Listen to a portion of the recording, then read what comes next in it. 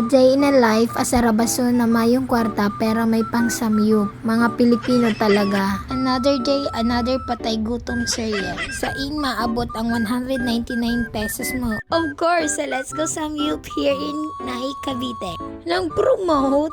At dahil naka-unlimited ang lahat, syempre makuha kita kang mga naka-serve digdi. Sayang man baga. Yaon man digdi ang only rice, only pork, only chicken, only spicy fish cake, tteokbokki. Basta dakol na unlimited. Maluwas ka man nga digdi, budit-budit sa imong tulak. Sayang ang 199 mo pero nasupog sa piso. Saan ka pa? Let's go samyup. At dahil guruto mo na nga nini mga kaiba ko, tara yung pasubinay pero dyan man lang sa kanto. Nagmekos-mekos na palang kami kan sa muyang mga anli.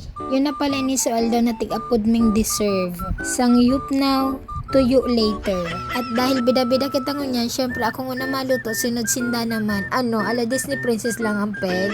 Bakong nadangog, suminalida na si Ami Tudge magluto. At dahil dyan, magti-taste-test na tayo. Unang subo para sa inyong lahat, pangalawa, pang-apat, pang-lima. Yummy, kaya masasabi ko lang dyan. Aray! O diba, grabe sa taste review reaction. At dahil nga sa sobrang siram, pati dahon kang oregano, tigkarakana. Pero after in hour, barsog-basog na kami ligday. Sa sobrang kabasugan, biyo man hanggang nagsuruka. Kaya hanggang dito na lang. Follow for more. Mwah!